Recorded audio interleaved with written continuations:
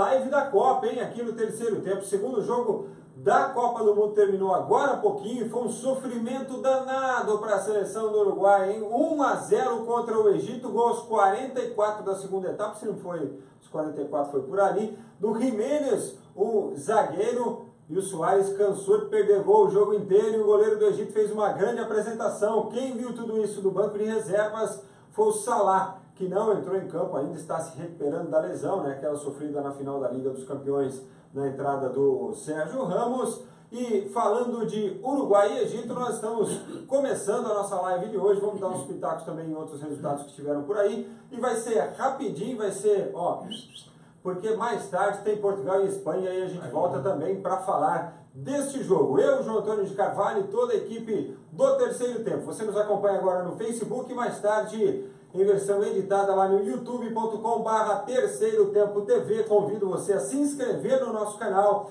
e acionar também o sininho lá para você receber as notificações de tudo quanto for material produzido exclusivamente para você que acompanha o canal Terceiro Tempo TV no YouTube. Em breve tem uma entrevista aí com o Luiz Pereira pintando na área. Tudo bem, João Antônio de Carvalho? Luiz Pereira que subia bem, hein? Subia talvez como o Jiménez subiu, né? Grande abraço, Frank, grande abraço a todos que nos acompanham aqui nos portais do Terceiro Tempo, né? A vitória do Uruguai foi justa. A gente tem que destacar que o time, mesmo não jogando bem, principalmente no primeiro tempo, foi um time muito lento na primeira etapa, deve-se isso ao Nandes e ao Arrascaeta, que deveriam ser os jogadores de armação no Uruguai e não foram, mas o Uruguai mereceu vencer, tanto que eu destaquei, inclusive na nossa página, as atuações dos jogadores. Eu coloquei como melhor em campo o goleiro El Shaarawy, da equipe do Egito, que fez uma defesaça no chute do Cavani e fez duas defesas em bolas do Luis Suárez, que teve 3 oportunidades de marcar, uma delas na pequena área ele acabou perdendo, e depois as outras 2 ele parou no goleiro da equipe do Egito. Então o Uruguai mereceu vencer, só que sofreu muito e vai continuar sofrendo. O Uruguai é um time previsível, é um time onde os laterais não apoiam, o Varela pela direita e o Cáceres pela esquerda, eles vão muito pouco ao ataque. O Varela ainda tentou um pouquinho no segundo tempo, depois que saiu o Nantes, porque o Nantes ele estava jogando aberto pela ponta e não jogou como ponteiro, não jogou na armação, não jogou no meio, e ainda impediu que o lateral subisse. No segundo tempo, com as entradas do Carlos Sanches e do Cebolla, do Cristiano Rodrigues, melhorou muito a seleção do Uruguai. Eu sou um grande fã do futebol do Carlos Sanches. Eu não vejo como ele possa ficar no banco dessa seleção uruguaia. Talvez ele tenha entrado para ganhar a posição. Ele melhorou completamente o ritmo do Uruguai no segundo tempo, e o Cebolla também. Aí o Uruguai inverteu, o Uruguai colocou o Cebolla mais fechado pela ponta, aí é que o Cáceres não tinha como subir mesmo, né, porque tinha um jogador que estava naquele setor, e pela direita o Carlos Sanches flutuou mais, tanto jogou pela ponta como veio para o meio, tentou chute de fora da área, e aí é que o Varela pôde subir mais um pouco, mas não são laterais que metam medo de ninguém. Então o Uruguai é um time previsível, mas é um time muito talentoso, com o Cavani, com o Suárez, com o Sanches, que entrou no segundo tempo, tem o Cebolla. O Arrascaeta é um bom jogador, não é aquele jogador que pode decidir uma partida, né? Mas é um jogador que tem os seus lampejos. Então o Uruguai é um time que vai sofrer na Copa do Mundo. Eu não vi o Uruguai hoje contra o Egito, que só se defendeu, o Egito que não tinha o Salah. Eu não vi o Uruguai entrando como um candidato a brigar pelo título. Não jogou para isso, né? Agora fica a expectativa para a segunda rodada, porque aí nós teremos o Egito enfrentando a Rússia e o Uruguai contra a Arábia Saudita, né? Então assim, os jogos do grupo A da primeira rodada terminaram com esses 2 jogos, evidentemente, né? O jogo da Rússia de ontem e o jogo do Uruguai de hoje. A Rússia saiu em vantagem pelo saldo de gols, mas aí o Uruguai agora na próxima semana pega a Arábia Saudita. A não ser que a gente tenha uma grande surpresa, o Egito vai disputar de repente a segunda vaga com a Rússia.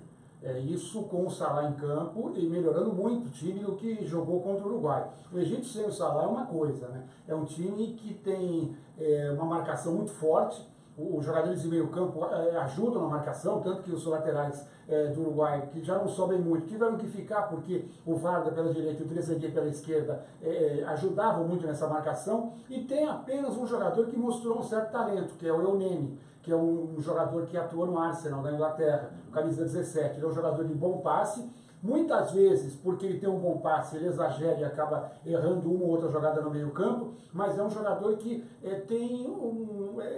diferenciado dos demais jogadores do Egito, além do Salah, é claro, foram os que jogaram hoje. Então, como a Rússia pegou um adversário muito frágil, também não dá para ver se a Rússia vai ser esse time contra o Egito ou não.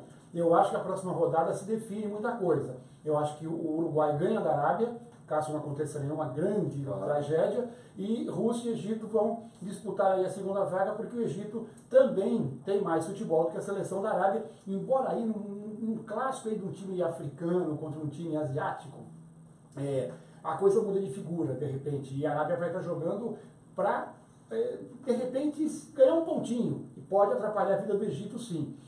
Então, a Rússia já fez a parte dela contra a Arábia, já deu um passo muito grande. Eu vejo que a Rússia, se empatar com o Egito, já encaminha bem a sua classificação, até porque depois pega um Uruguai já classificado, e também não seria nenhum exagero considerar o empate da Rússia, dona da casa, contra o Uruguai. Mas eu acho que o jogão desse grupo na segunda rodada é realmente Egito e Rússia. Egito que, se tiver o Salah numa condição razoável, tem que colocar em campo, porque é o jogo do Egito. O jogo do Egito na Copa será contra a Rússia. Bom, para a gente finalizar então aqui, falando de Uruguai e Egito, o melhor em campo? Eu coloquei o El Chenaui, goleiro do Egito, porque ele tomou um gol no finalzinho, que não teve culpa. O Giménez, ele subiu demais, inclusive ele subiu com 2 jogadores, ele subiu junto com o Regazi, que tem 1,94 m, e junto também com o próprio Eunene. E ganhou dos 2 lá no alto e tirou completamente do goleiro. A bola entrou muito perto da trave esquerda. Então, para mim, o melhor jogador da partida foi o El Chenaui. E no Uruguai, 3 destaques. Apesar da falta de gols, o Cavani e o Suárez têm aquele talento de sempre. Né? O Cavani melhorou muito no segundo tempo, depois que entrou o Cebolla pelo seu setor. E também o Godin. O Godin jogou muito. O Godin não perdeu uma bola quando houve contra-ataque do Egito. E foi o líder do time, e foi ao ataque várias vezes. Quando ele via que os companheiros não estavam resolvendo, ele tentou ir ao ataque e até levou perigo. Então, é o Chenaui no lado do Egito, e no lado do Uruguai... Mas o melhor em campo foi o Chenaui. É o Chenaui. E eu ficaria no Uruguai com o Godin. E o pior em campo, das 2 seleções aí, entre os 2? Pior em campo? A gente teve... Você colocou, assim, lá no site do terceirotempo.com.br tem as notas dos jogadores, lá vai João Antônio de Carvalho. Quem pontuou menos aí? Olha, eu não estou com ela aqui, mas o do Uruguai com certeza o Nandes. Porque ele tinha que ser o armador do time, tinha que jogar aberto, não fez muita coisa. E pelo lado do Egito, eu acho que o jogador que ficou devendo mais foi o Said. O camisa número 19, porque ele era para ser o armador do time. Você tem um time com o Trezeguet aberto, com o Varda aberto, com o centroavante que estava muito parado, muito preso no primeiro tempo.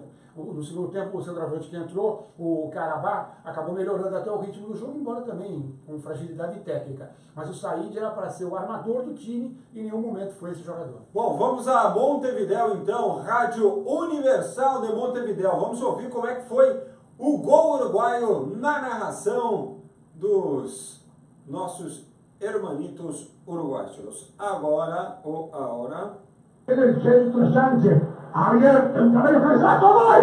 ¡Gol, Jiménez! ¡Gol, Jiménez! ¡Gol! ¡Gol uruguayo! Inocente el cabezazo junto al poste izquierdo. A los 44 del segundo tiempo de Jiménez, José María Jiménez, decreta el tanto que va a ser el del triunfo de Uruguay.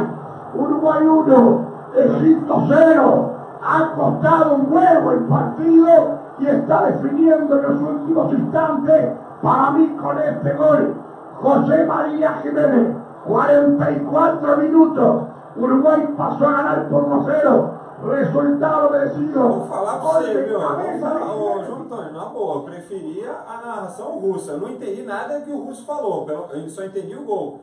Mas esse aqui, ele já estava meio... Ele estava muito tenso, né, na realidade. Eu acho que ele já tinha gasto a voz dele naqueles lances do El Chenaui, do Cavani. Cavani mandou bola na trave, uma belíssima cobrança de falta, né? Então acho que ele já tinha gasto 2/3 da voz nos gols perdidos pelo Uruguai. Porque não é que ele estava cansado, entendeu? Mas ele estava extenuado, ele estava se acabando ali. Ah, ainda bem que saiu o gol 44, 1-0, em menos, etc. Vai acabar logo. Olha só, mandar um abraço aqui pro pessoal que está com a gente, o Guilherme Fontes, o Milani Ronaldo, o Guilherme que é flamenguista, hein? Tá feliz da vida aqui. E o Igor Gomes também, o Arrascaeta, mais um mediano superestimado no futebol brasileiro. A gente estava comentando sobre isso na redação, porque ele saiu jogando, né, o Arrascaeta, mas pensa bem, tira o Arrascaeta, coloca quem lá naquele time do Uruguai? Assim, o Arrascaeta ele não é nenhum craque, não é porque joga aqui no Brasil e joga bem que a gente vai, entendeu? Você que está falando que ele é superestimado aqui, para mim ele é um jogador, sabe? Agora, mesmo o Christian Rodrigues, ele também é um jogador, para mim, do mesmo nível, sempre foi, durante a carreira toda. Não tem um jogador... Os excepcionais, se tiver algum excepcional no Uruguai, olha lá, são Soares e o Cavani, entendeu? O resto é o resto, com todo respeito. E depende também, porque o Cebolla ele já tem 32 anos também. Então é difícil manter o ritmo, o jogo todo, né? Então foi uma opção que ele fez entrar com a Arrascaeta. Se ele estivesse bem no jogo, permanecia. Como não estava, não achou o seu espaço, entrou o Cebolla e melhorou o Uruguai. Não quer dizer que no próximo jogo vai ter que... O Cebolla já vai começar jogando, ou vai entrar e vai ser a mesma coisa. Eu acho que os dois têm realmente o mesmo nível. O Sanches é que eu acho ele de um nível superior. Ele não é também um fora de série como Cavani, como Soares, mas eu vejo ele num nível superior e um jogador que busca muito mais o jogo, um jogador que aparece mais, um jogador que tem mais mobilidade, apesar de seus 33 anos, tem uma condição física exemplar. Então esse jogador é que eu acho que o Uruguai tem que começar jogando com ele. Bom, um abraço para o Irã, lá de Santa Bárbara do Oeste. Acho que a seleção brasileira está um pouquinho acima dessas que se apresentaram, né? Hoje nós ainda teremos, daqui a pouquinho, meio-dia, Marrocos e Irã, e às 3 da tarde, Portugal e Espanha, esses dois jogos do Grupo B, e aí no fim da tarde a gente vem para falar desses dois jogos, né, logo após Portugal e Espanha, tá bom? Na Série B nós tivemos ontem empate por 0-0 entre Guarani e São Bento, passou de novo. Hoje tem o Brasil joga hoje, é o Brasil de Pelotas. Hoje tem Fortaleza e Brasil, Boa e Avaí, CRB e Ponte Preta, a Série B que vai ainda até o fim da semana aí com a sua rodada para depois fazer a parada. Um abraço também pro Vladimir Antônio Zebini, um abração ao amigo João Antônio de Carvalho aí, tá vendo, João? Saudade de você, tá aqui, ó. Tá vendo? Um abraço aí para você, o Vladimir, e obrigado por estar conosco. Ô, João, primo do nosso Edu Zebini, da Fox. Edu Zebini, que está fazendo um trabalho tremendo aí com toda a equipe da Fox lá na Rússia. Apesar da Copa do Mundo, tem destaque olímpico, não? O Brasil vai jogar daqui a pouquinho contra o Canadá, né? Tava jogando já, tava perdendo 2-0. Tá jogando contra o Canadá. O destaque principal dessa sexta-feira, né? Porque o Brasil tem mais essa semana. O Brasil também está entre os primeiros colocados e por isso mesmo deve garantir a classificação, como já fez o time feminino. Então, a Liga das Nações masculina de vôlei. A gente está achando aqui o resultado, né? Não, mas estava 2-0 para a seleção do... Que é uma das grandes surpresas, né? O Canadá, que na verdade são 16 equipes que disputam, né? Perdeu, 3-0. São 16 equipes. É que o Brasil deve... o Brasil caiu para o Canadá. Mas está entre os 5 primeiros. O que acontece é que são 12 seleções fixas, colocadas como fixas, e 12 desafiantes, e 4 desafiantes. Dentre essas 4 desafiantes está o Canadá, que faz uma belíssima campanha. Então ele está surpreendendo de forma positiva na Liga das Nações no masculino.